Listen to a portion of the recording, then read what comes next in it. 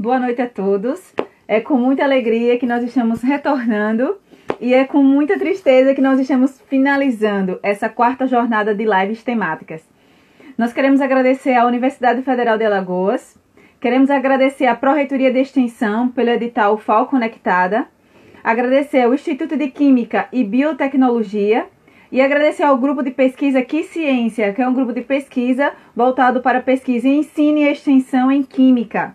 Hoje nós teremos a presença do professor Dr. Alfredo Matheus. O professor Dr. Alfredo Matheus, ele trabalha com essa parte de ensino de Química. E muitas pessoas ficaram a semana inteira ansiosos por este momento de compartilhamento de ideias nessa parte de Química Maker. A gente vai conversar bastante com o professor Alfredo sobre isso. Eu vou ler para vocês o currículo do professor Alfredo, mas de maneira um pouco mais informal do que das outras vezes, porque a gente elaborou o texto de uma maneira diferente e a gente vai conversar com o professor para conhecê-lo melhor. O professor Alfredo Luiz Matheus é professor do Colégio Técnico da UFMG, autor de vários livros, como Química na Cabeça, tenho certeza que a maioria já viu esse livro, Química em Questão e o livro de experimentos do canal Manual do Mundo. Foi coordenador do site Ponto Ciência, um repositório de experimentos online. Alfredo trabalha com experimentação, formação de professores, uso de tecnologias no ensino de Química e, mais recentemente, no uso da abordagem Maker no ensino de ciências. Ele vai falar conosco também sobre os recursos que vem colecionando e criando com o uso da impressão 3D e do corte a laser, que podem ser usados para professores de Química, por professores de Química em sala de aula. Então, eu vou convidar o professor Alfredo para estar conosco. Professor Alfredo, se você já estiver online na live aqui conosco, gostaria que você colocasse um oi, só para a gente identificar a sua presença e realizar o convite para conversar conosco. De qualquer maneira, eu vou logo verificar se você já está. O professor Alfredo ainda não entrou, mas a gente vai aguardar a chegada dele.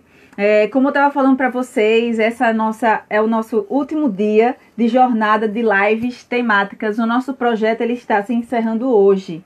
Mas a gente vai continuar esporadicamente, não nessa sequência de jornada mais, com as lives temáticas. Mas vai ficar mais especificamente com os professores de ciência, com os relatos de experiências, de ações e atividades inovadoras, criativas, que os professores realizam na educação básica. Nós tivemos uma procura grande de inscrições de professores que se interessaram e que preencheram o formulário de inscrição e nós estamos organizando. Nós já tivemos 3, que foi a professora Darlinda, de Manaus, que falou conosco sobre o ensino de Química mediado por tecnologia. Nós tivemos o professor Anderson, que conversou conosco sobre arte e ciência, onde ele elaborou a peça teatral Heróis da Ciência, trabalhando os elementos químicos da tabela periódica. E tivemos o professor Genivaldo Araújo, que ele trabalha lá em Cacibinhas com a produção de biofertilizantes a partir do esterco de galinha. Então ele conversou com esses 3 professores, vieram, trocaram experiências, mandaram fotos de trabalhos que eles realizam. E é esse convite que a gente também estende para você, que é professor de educação básica, que realiza um trabalho diferente e criativo, que os alunos gostam. Você tem fotos, você já levou os alunos para congresso, você participou de feira de ciências. Entre em contato conosco para que a gente possa divulgar o seu trabalho. O professor Alfredo, ele acabou de entrar, eu vou convidar o professor Alfredo para estar conosco. Olá, vocês estão me ouvindo?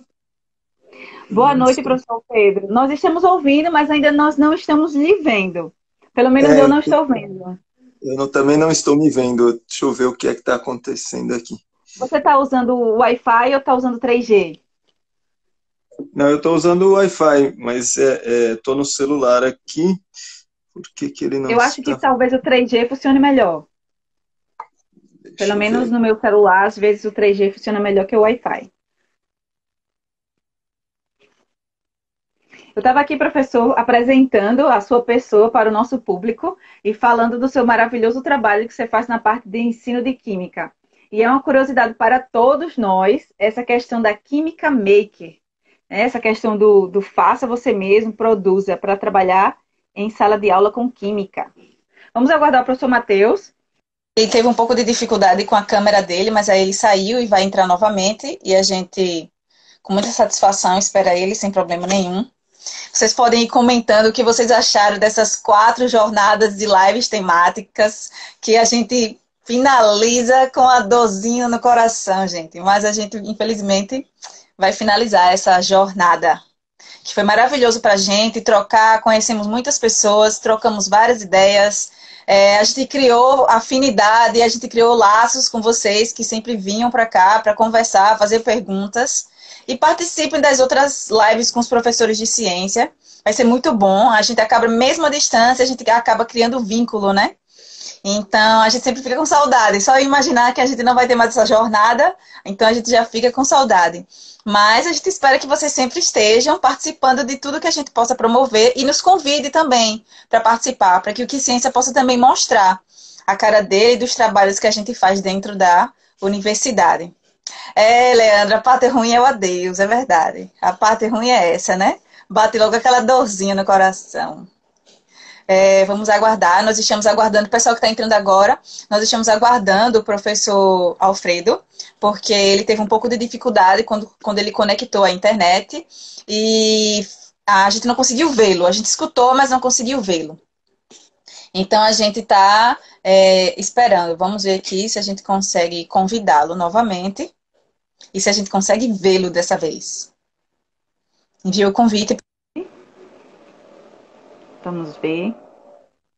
Espero que a gente consiga. Não conseguimos. Entrei de novo, mas a câmera não gostou. Eu não sei o que está acontecendo. Talvez seja a internet mesmo, professor. Pode ser que ela não esteja conseguindo transmitir a imagem.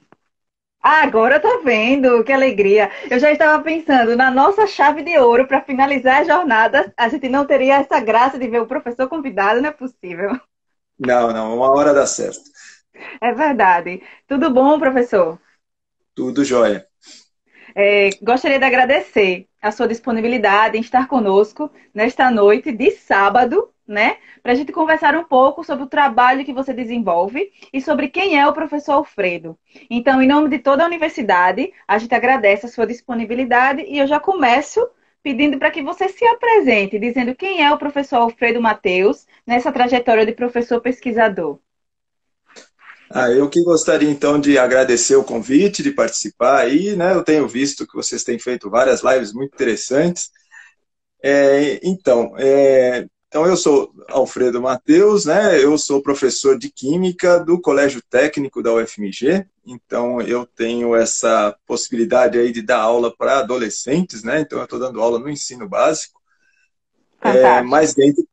mas dentro da universidade, né? Eu fiz a minha graduação na Universidade de São Paulo, eu sou de São Paulo. Depois eu fiz meu mestrado e o doutorado na área de Química Inorgânica, não na área de Educação, né? E aí eu entrei na UFMG para dar aula no Colégio Técnico e eu comecei a trabalhar, né, mais de perto, então, com o ensino básico e comecei a me envolver muito com a parte de experimentação, né, desenvolver experimentos para se usar nas aulas de química. E eu, em 2001, né, eu entrei no Colégio Técnico em 99, em 2001 eu lancei esse livro aqui, que é o Química na Cabeça. Todo mundo conhece esse livro, professor.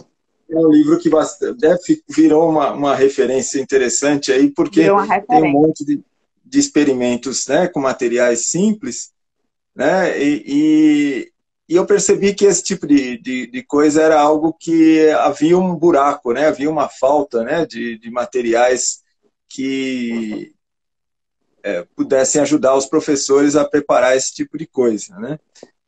Então eu fui seguindo nessa linha, né, e trabalhando com esse tipo de materiais aí na minha carreira toda. Professor, esse interesse pela parte de ensino de química, ela surgiu exatamente quando? Porque você falou que você fez o mestrado foi em química inorgânica, é isso? Isso, na graduação, eu trabalhei um tanto com uma parte de divulgação científica, né? Lá na USP a gente tinha um show de química, a gente fazia experimentos. Né? Foi daí também que veio esse meu gosto aí por fazer experimentos e apresentar experimentos. E quando eu fui entrar para o Coltec, né, e para o Colégio Técnico, eu acabei me familiarizando mais com essa área de ensino, né, me envolvendo mais. E o Colégio Técnico tem vários professores que trabalham na área com pesquisa, né, nessa área, então a gente foi trabalhando um pouco mais com isso, e aí eu achei que eu na verdade chegou uma hora que eu tive que escolher, né? Eu falei, eu vou continuar na área de pesquisa, na área de química, ou eu vou continuar, né? Eu vou me encaminhar para essa área, né? Porque é muito difícil você trabalhar com duas coisas ao mesmo tempo, né? É verdade. Então, eu senti, né, que eu poderia colaborar mais com essa área de educação química, né, que eu achei que eu tinha algumas coisas a contribuir que não tinha, né, tanto por aí. Então, eu fui para essa área. E não me arrependo, acho que eu, né, consegui fazer algumas coisas interessantes nesse tempo todo aí. Maravilha, professor. A minha história é um pouquinho parecida, então eu fico bem feliz em escutar um relato assim de experiência. Professor Alfredo, você usou o termo educação química. É diferente o termo ensino de química de educação química? Eu acho que assim, você pode colocar. A gente pode pensar, né, assim, que quando a gente pensa, né, no ensino de química, a gente tem sempre duas coisas que eu acho que são importantes, né? Eu acho que tem a questão da química, do conteúdo de química, que o professor tem que ter esse conhecimento, né? Mas que ele sozinho não é suficiente, né, para você dar aula. Você tem que ter um conhecimento pedagógico, você tem que ter um conhecimento de como o aluno entende, como o aluno aprende, quais são as dificuldades que o aluno tem.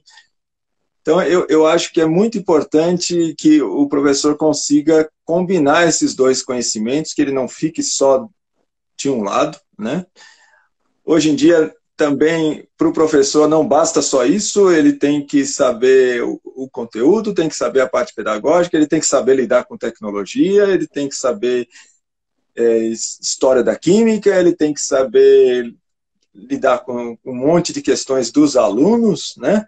Então, a profissão de professor ela é uma coisa que envolve um monte de aspectos, né?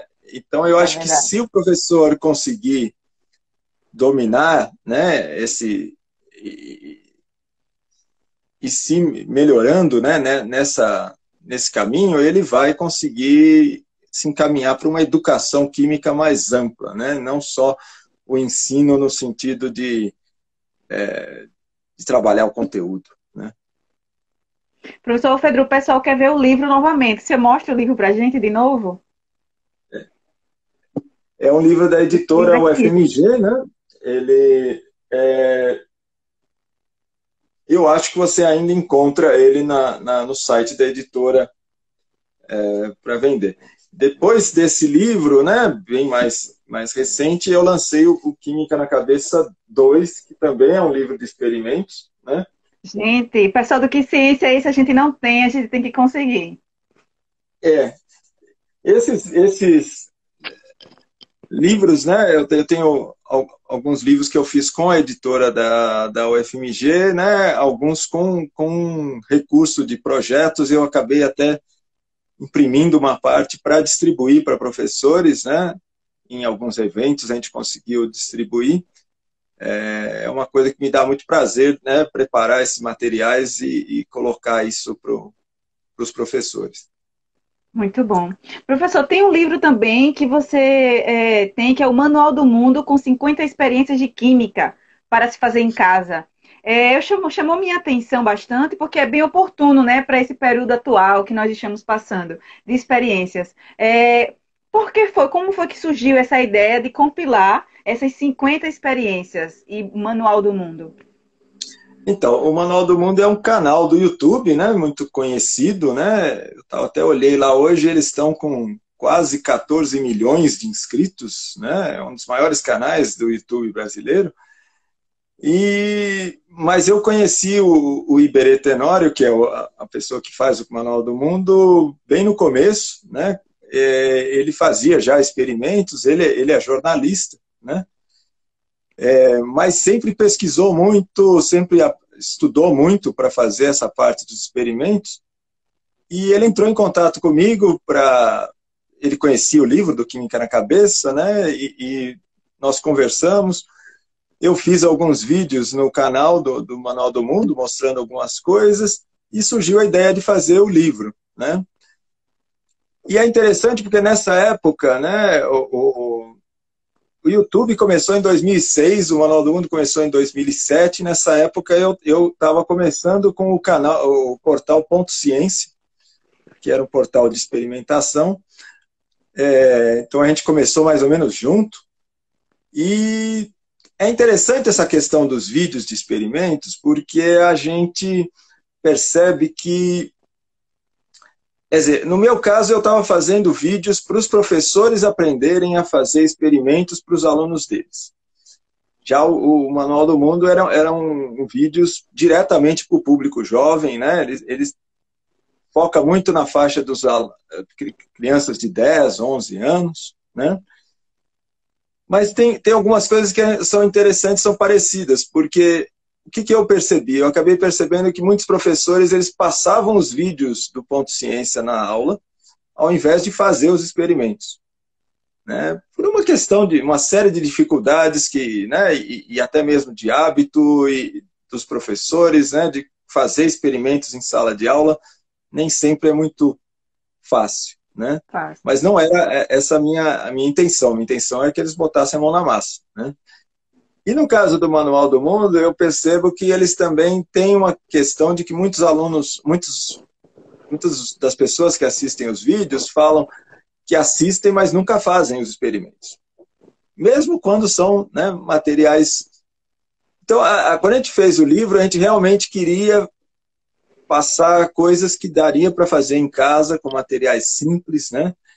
Coisas que, por exemplo, o pai poderia ajudar junto com, né, a criança a fazer o experimento, né, uma atividade mais assim, em família. Então, eu acho que é uma coisa que, assim, no Brasil a gente tem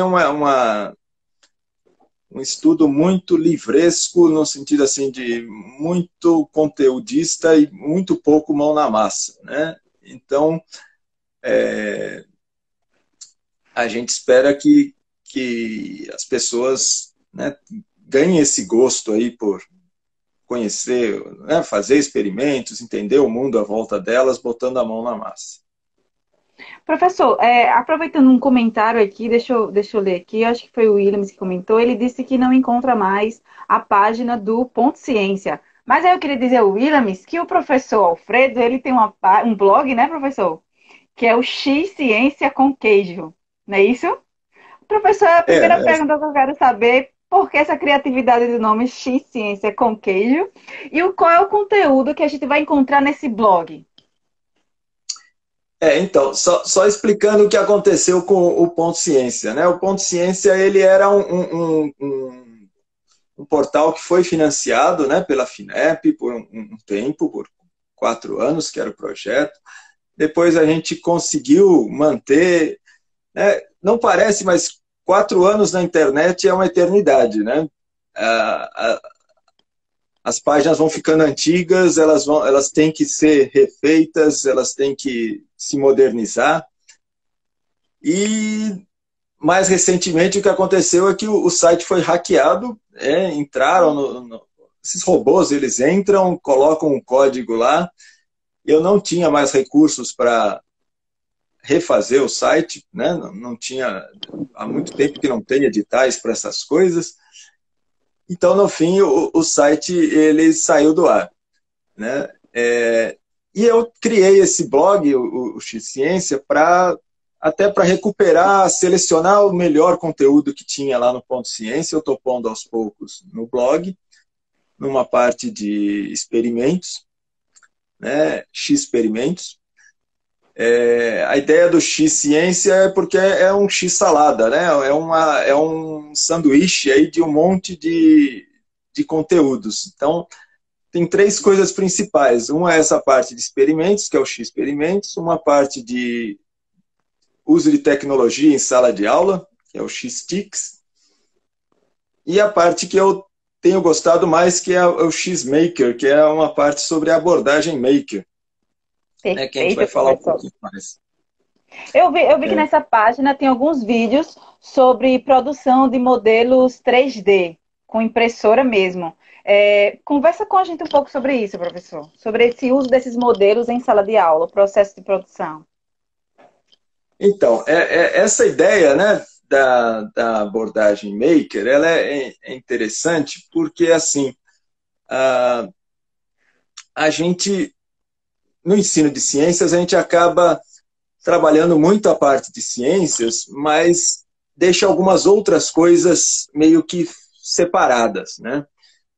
E tem um tipo de abordagem que eles falam muito hoje, recentemente, que chama STEM, que é Science, Technology, Engineering and Mathematics. Ciência, tecnologia, engenharia e matemática. Como combinar essa ciência com coisas relacionadas com engenharia e matemática, né? A engenharia seria uma aplicação dessa ciência aí para você resolver um problema, né? Essa matemática não uma matemática só para você calcular coisas, resolver exercícios, mas uma matemática que você está aprendendo porque você precisa dela para resolver esse problema, né? Então, muito dessa coisa maker, ela vem de um movimento que teve, né? Começou, acho que nos Estados Unidos, há uns anos atrás, onde as pessoas começaram a se reunir para criar coisas usando esses métodos de fabricação digital, como, por exemplo, a impressora 3D, corte a laser. E o que é diferente nesse caso? Né? Que se eu crio alguma coisa com a impressora, para a impressora 3D, eu tenho um arquivo que eu posso compartilhar. Então, eu posso criar alguma coisa e uma pessoa lá na China pode fazer exatamente igual, né? Então, cria uma comunidade de pessoas que estão trocando coisas. E isso no ensino é muito interessante, porque você pode ensinar o aluno a criar esses modelos, criar alguma coisa que vai resolver um problema, ou que vai ser algo que ele pode usar, né? Para o professor é interessante, porque ele pode ter modelos que ele vai usar para a aula dele, né? Então, eu tenho criado algumas coisas, né? Um desses modelos é um modelo que a gente usa para fazer um modelinho molecular, né? Que usa essas pecinhas. Deixa eu ver se dá para vocês verem aqui. Essa pecinha aqui é um tetraedro, né? Ela é feita de MDF. Ela foi cortada num corte a laser, né? Duas peças que se encaixam aqui, né? Deixa eu ver se eu tenho uma outra peça que dá para você ver melhor. Então, essas pecinhas, elas são conectadas com canudinho. Então, isso aqui é conectado, né? Você vai montando o modelo. Então, esse aqui, por exemplo, tem o átomo de carbono, ele é preto, né? Eu tenho o nitrogênio e o oxigênio, que são, né, azul e vermelho. E esses modelinhos moleculares que você compra por aí, de plástico, eles são muito caros, né? E são, em geral, importados, né? E esse aqui é muito barato, porque se você pegar uma placa de MDF, você faz centenas desses átomos cortados, né? E o corte a laser é uma coisa muito barata, muito rápida, né? Você só precisa ter o desenho. E o desenho eu estou compartilhando lá no X-Ciência, né? Mas aonde que você acha essa máquina de corte a laser, né? Então, hoje em dia, várias cidades têm o que eles chamam de um espaço maker, né? Algumas universidades já estão tendo, alguns espaços você paga por hora para usar essas máquinas. E é uma coisa legal porque você não precisa comprar a máquina, né? Não é que toda escola vai ter essa máquina, né? Seria ótimo se tivesse. mas você pode usar essas máquinas, né? O preço dessas coisas está caindo muito, principalmente das impressoras 3D. Outros modelos que eu tenho feito são feitos com a própria impressora 3D. Então, por exemplo, esse modelo aqui é um modelo de um nanotubo de carbono, né? Que legal, professor. Como é que funciona a impressora 3D? Ela vai depositando o plástico, né, derretido, é um filamento, é um fiozinho de plástico, ele passa por um bico que está quente e ele vai depositando esse filamento no desenho que você quiser. É E eu fácil fiz de os encontrar, modelos. professor, esse material, essa fonte de recurso de alimentação da impressora? É fácil, é fácil. Tem muitas empresas que você consegue encontrar pela internet. 1 quilo de plástico, 1 quilo dá para fazer muita coisa, né? Tá na faixa de 100, 120 reais. 1 quilo, né?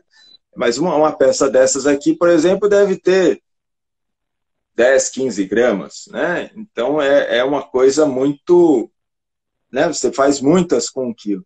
Eu fiz também aqui, por exemplo, esse aqui é o diamante, né? Como é que eu fiz esses modelos, né? Eu não desenhei isso na mão, né? Tem programas que você encontra esses modelos de moléculas já prontos, né? Então você vai nesses bancos de dados de moléculas, você encontra a molécula pronta, e eu só converti eles, né? E ajeitei para o formato que a impressora 3D entende, né? A gente tem aqui o fulereno, né? E tem também aqui um grafite, um grafeno, na verdade, né? Dá para você fazer vários planos de Os grafite. alunos podem fazer, professor? Eles podem acompanhar esse processo de produção? Sim, no Coltec nós compramos algumas impressoras, né? Esse ano eu na verdade estava com um projeto dos alunos. Eu comecei, na verdade, no comecinho do ano, né? Antes de março, eu comecei a mostrar para os alunos como é que eles poderiam modelar esses objetos. Existe um programa chamado Tinkercad, tinkercad.com. Ele é um programa feito para você modelar de uma maneira muito simples. Ele é feito para uma criança usar, né? Você arrasta formas, né? Esferas, cilindros, cubos, ajusta as medidas e você cria os objetos lá, né? E eu estava com todo um projeto montado porque os alunos iam desenvolver alguns objetos que tinham a ver com química e eles iam imprimir lá na escola, né? Só que aí veio o distanciamento social e a gente teve que interromper. Eu até tenho usado alguns desses modelos em umas aulas remotas, mas para mostrar só, né? E é muito triste porque, na verdade, isso aqui dá uma vontade de pegar na mão, né? Porque é toda uma coisa muito, muito presencial, né? Professor, deixa eu tirar uma dúvida. Demora para se construir um modelo desse? Depois que a impressora inicia, quanto tempo para um modelo como esse, por exemplo, um nanotubo de carbono, ficar pronto? Esse aqui deve ter levado algo na faixa de 1 hora, 1 hora e meia, talvez. Depende da qualidade que você quer, né? Quanto mais fininhas foram as camadas, né? Quanto mais camadas ele tiver, mais ele demora, né? Mas vai ter uma qualidade melhor. E depende da altura, do tamanho, né? Da peça. Aqui eu fiz também uns modelinhos para mostrar os isômeros óticos, né? Então aqui você tem 2 tetraedros com 4 cores diferentes, né? Então dá para você ver que é uma imagem especular aqui entre um e o outro, né? Isso é uma coisa que é muito difícil o professor, né, desenhar isso no quadro, o aluno manipular Contribui isso bastante. aqui. É uma coisa que é legal da pessoa visualizar, manipular, né? Então, e tem outras peças que são interessantes, né? Que dá para você fazer algumas coisas usando o próprio celular, né? Essa pecinha aqui, ela é um adaptador que você coloca na frente da câmera do celular, e essa lente que está aqui é uma lente que você tira de um apontador laser, né? Aqueles apontadores lasers vermelhos, que são muito baratinhos. E com isso aqui, você transforma o seu celular num microscópio, né? Ele dá uma ampliada nas imagens. Então, dá para você fazer uma série de experimentos com um microscópio no celular. Isso tudo está lá no site, né? no X-Ciência, né? Na parte do X-Maker. Então, é só xciência.org, né? É bom E aí lembrar ao vocês... pessoal que todo esse material que o professor Alfredo está comentando e falando, inclusive o blog dele, ele está no link da nossa bio do Instagram. Então é só chegar lá, clicar, já vai ser direcionado para a página do professor Alfredo.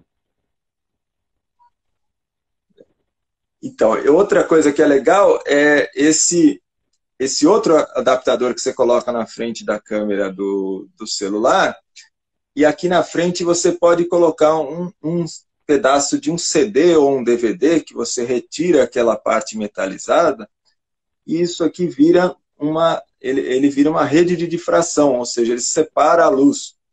Então você consegue ver o espectro da luz e tirar uma foto, né? Esses adaptadores a gente consegue aonde, professor? Só produzindo mesmo pela impressora?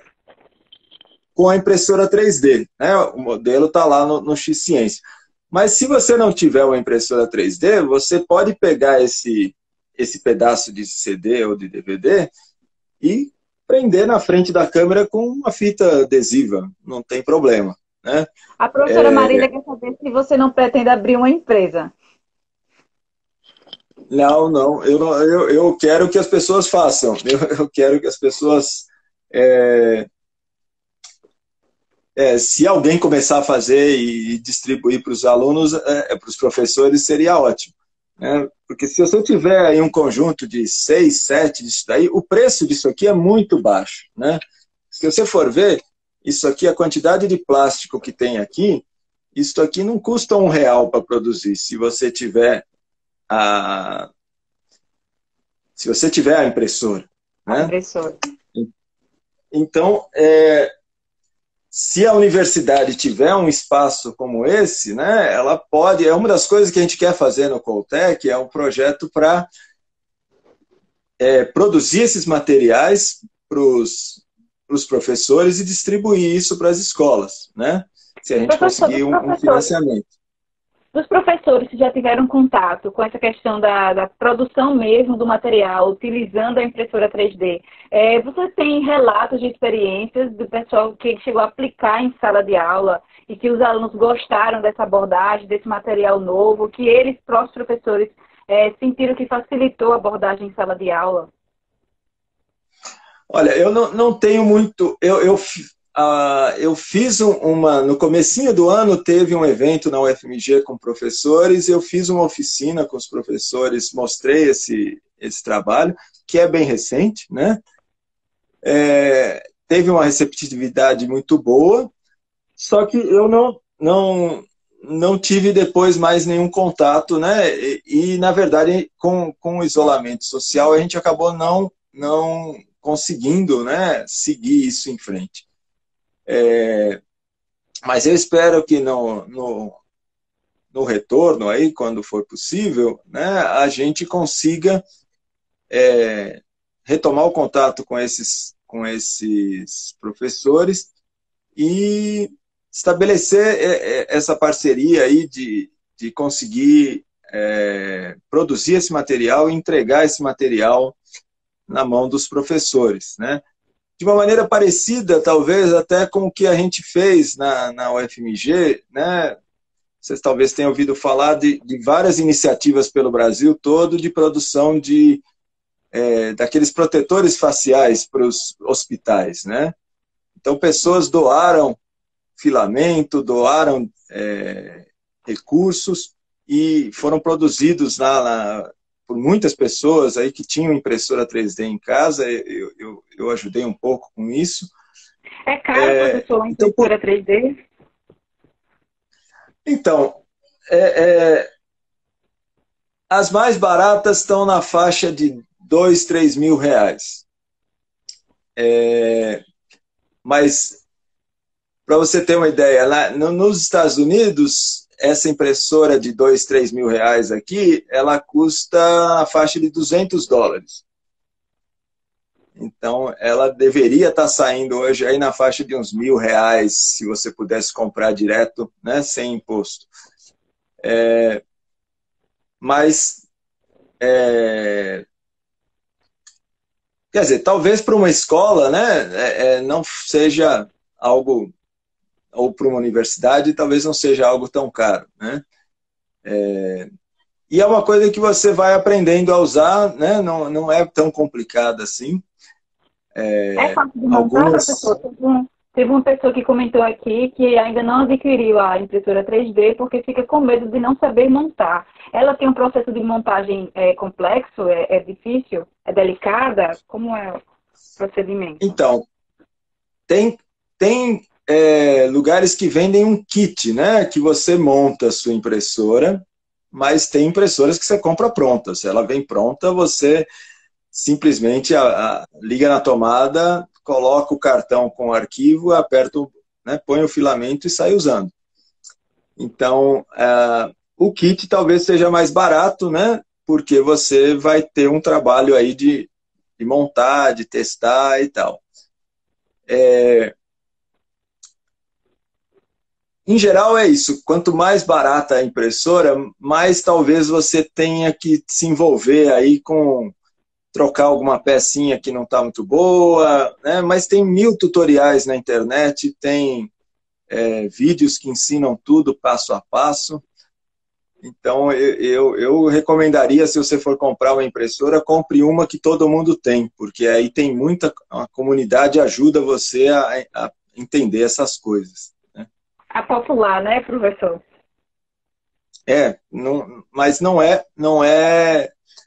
E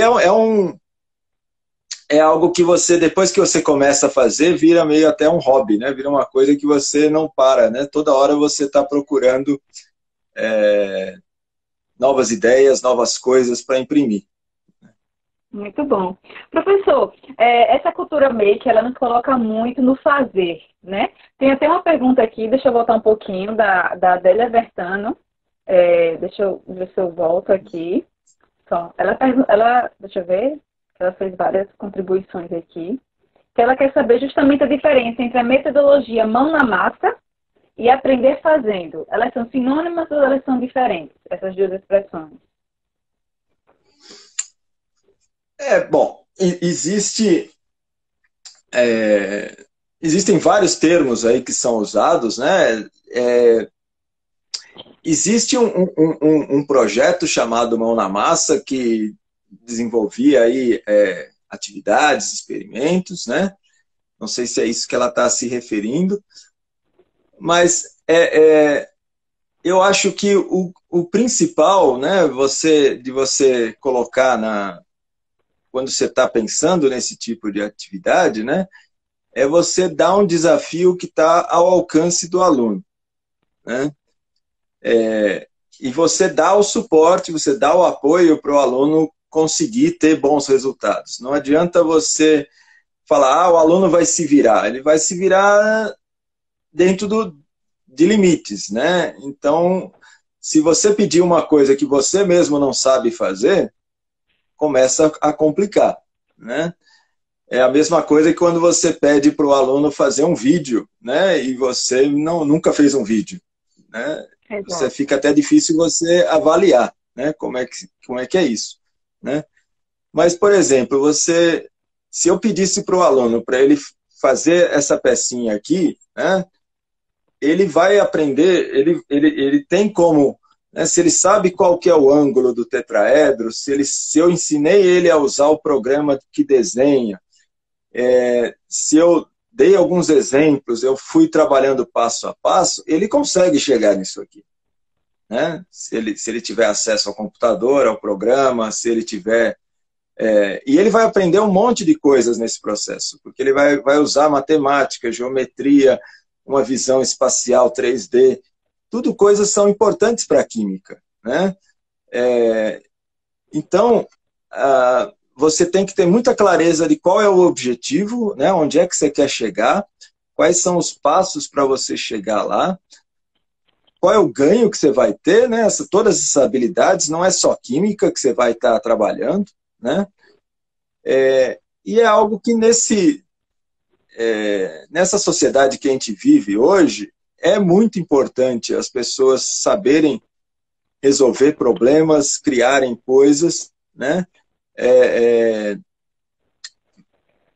Porque é algo que está... Né? Usar a tecnologia de uma maneira interessante. Não é uma coisa só no virtual, né? É algo que conecta essa tecnologia, mas com algo bem palpável.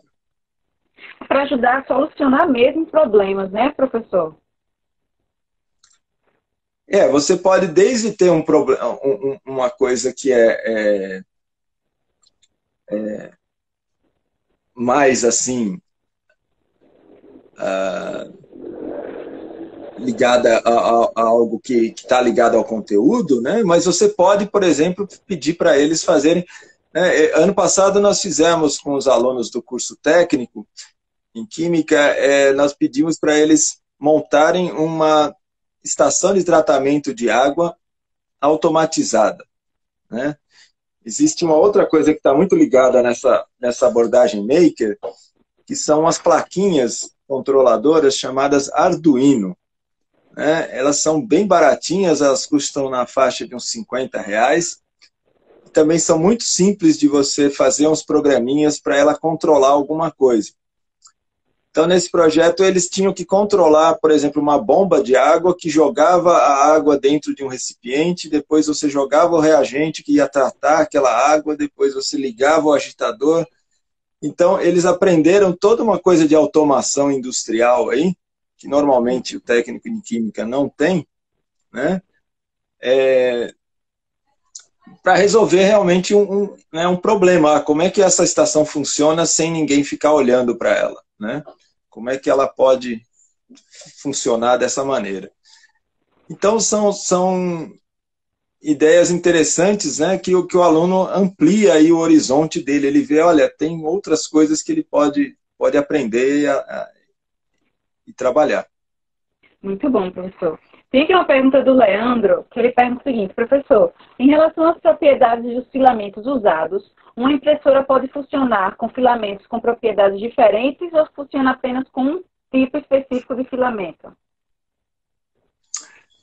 Então, o filamento que é mais usado, que é o que eu usei aqui nesses modelinhos aqui, ele é chamado de PLA, é o poliácido lático, né, que é até um polímero aí biodegradável.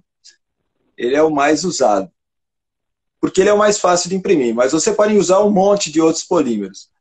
A única questão que você tem que ajustar a temperatura da impressora para cada um, e alguns polímeros, como o ABS e o PETG, eles são mais chatos porque você tem que ter a sua impressora dentro de uma caixa que controla a temperatura, porque senão, se bate um vento, alguma coisa, ele pode entortar. Né? Ele esfria de um lado e ele entorta. Mas fora isso, você pode imprimir com nylon, com filamentos flexíveis, né? Tipo uma borracha. Tem alguns que são mais duros, mais rígidos. Tem filamento que brilha no escuro, tem filamento com fibra de carbono. Dá para você fazer um monte de coisas bem assim, realmente substituem uma peça que você teria em casa, por exemplo. Fantástico. Estou com vontade de comprar uma impressora 3D para mim. Muito bom, professor, muito bom mesmo. Muito bom. Professor, essa questão da cultura maker, aquele muito do fazer, do contato, essa questão, trazendo essa questão da cultura maker, também o uso das tecnologias, esse período de isolamento social, onde a gente não está tendo tanta oportunidade de fazer mesmo fazendo, nesse maker. Como você vê essa questão do uso dessas tecnologias, dos nossos alunos em casa, dos professores também tendo que ensinar à distância? Então, eu sinto que a gente está numa época aí com um desafio bem grande, né? Eu fico sempre imaginando, né, o que aconteceria com se essa pandemia tivesse acontecido lá na época que eu era adolescente, né? Lá pelos anos 80, não existia internet, ninguém tinha computador, né? O celular era ficção científica, né? Não estava nem no horizonte. É verdade. Então, hoje a gente está longe ainda do ideal, nem todo mundo tem internet, a internet não é tão boa assim, né? Mas tem essa opção, isso permite que se mantenha esse vínculo, né? Como a gente está fazendo agora, vocês estão em contato aí com o pessoal, né? E eu acho que isso é muito importante, eu acho que é importante manter esse vínculo, né? E eu acho assim que um dos grandes problemas o problema é maior quando se a sua aula é muito interativa, porque se a sua aula é 100% expositiva, na verdade, quando você passa ela para um vídeo, a perda não é tão grande. Na verdade, talvez até para o aluno ter o vídeo até tem um ganho, porque ele pode pausar o vídeo, ele pode assistir 2, 3 vezes o vídeo, ele pode assistir à noite, ele pode assistir a hora que ele quiser, né? É verdade. Mas se a sua aula é interativa, se você, né, põe coisas para os alunos fazer, você vai passando pelas mesas, eles estão trabalhando em grupo, tem essa questão do experimento, tem várias outras questões, né? Aí você realmente tem uma perda muito grande, né? Eu sinto, por exemplo, eu dei uma aula para os meus alunos, né, ao vivo, né, tirando dúvidas, e fica todo mundo com o microfone desligado, você faz perguntas, ninguém se arrisca a falar, né? Então eu acho que o desafio é realmente encontrar maneiras de tornar essas aulas mais interativas, né? Eu fico pensando em usar esses aplicativos, inclusive eu tenho um artigo no X-Ciências sobre isso. Tem aplicativos que o aluno pode responder perguntas em tempo real. Você manda uma pergunta, ele está lá, A, B, C, D, ele clica no celular e ele responde. Então, talvez, né, ele poderia ser uma maneira de, no meio da sua aula, ele responder a pergunta sem, né, sem ter que se identificar no meio da sala, né? Sem ficar com medo de estar falando alguma coisa no meio da sala. Isso funciona bem, inclusive, em aulas presenciais, né? Porque nem todos os alunos querem levantar a mão e fazer pergunta, né? No meio da aula, né? Mas aí então, o professor acompanharia, né, a resposta desses alunos. Isso, o aplicativo, a versão do professor, ele vai recebendo todas essas respostas dos alunos, te dá um gráfico falando, olha, quantos responderam A, quantos responderam B, C e D. Inclusive, na hora, você vendo assim, se você faz uma pergunta e o aluno, você percebe que muitos dos alunos não entenderam a pergunta ou erraram a pergunta, ao invés de você seguir em frente com a matéria, você para, retoma, volta, né, e vê, olha, não tá bom ainda, né? Então, a gente tem que encontrar maneiras aí de usar essa tecnologia, mas manter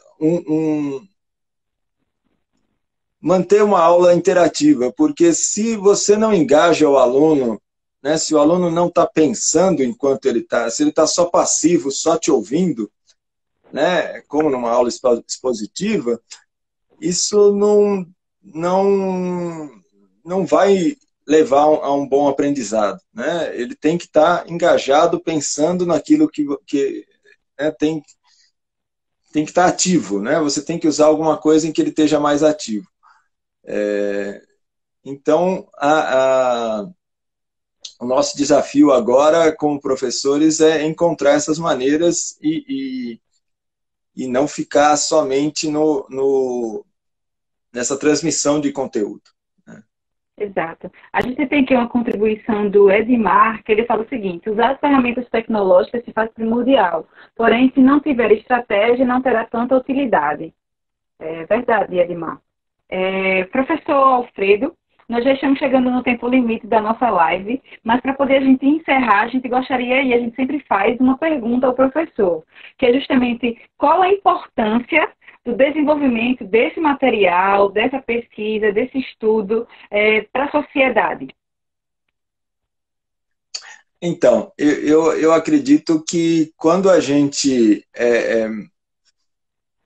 moderniza esse ensino, né? A gente traz coisas mais atuais, coisas mais ligadas aí, que a pessoa enxerga uma utilidade para a vida dela, que enxerga que isso tem um retorno, né?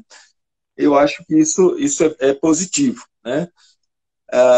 Toda tecnologia, eu acho que o professor, ele normalmente tem que adotar para ele primeiro, né? Por isso que eu acho que ele produzir o recurso para ele usar na aula dele, ele mostrar para os alunos, é um primeiro passo. Mas o segundo passo é ele trabalhar isso com os alunos criando, os alunos fazendo, né? Então, talvez, se isso for algo que o professor incluir na prática dele, né, vai ser algo que pode produzir bons resultados na sala de aula. Muito bom, muito bom. Obrigada, professor. É uma pena que a gente esteja encerrando. O pessoal está dizendo aqui que passou muito rápido, e realmente passou muito rápido. A gente nem percebe o tempo passar. Professor, se você puder mostrar o livro mais uma vez, teve umas 2 pessoas que pediram para ver o livro. O material do professor Alfredo, ele está disponível no link da nossa bio, então você acessa lá, vai ser direcionado para o blog dele e vai ter o link desses livros. Certo? Tem um material muito bom também lá, inclusive falando sobre a Química Maker, impressão 3D, todo esse material do professor. E tem esse, que é e tem o livro do Manual do Mundo também, que é esse. Olha só. Fantástico, professor. Professor. Eu agradeço aí pelo convite, acho que foi bem legal. Foi muito bom. Obrigada, professor. Obrigada ao pessoal que esteve conosco, que nos acompanhou, que fez perguntas, que interagiu. Envie a live depois para outras pessoas, para outros professores, para que eles tenham conhecimento dessa Química Maker que pode ser produzida.